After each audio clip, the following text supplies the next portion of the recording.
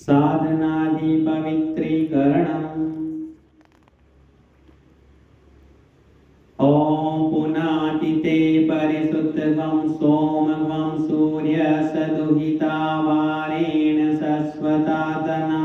ॐ पुनन्तु मा देवजनाः पुनन्तु मनसा धिय पुनन्तु विश्वा भूतानि जातवेदः पुनीहि मा। ॐ यत्रे पवित्रमर्चसि अग्ने विततमन्तरा ब्रह्म तेन पुनातु मा।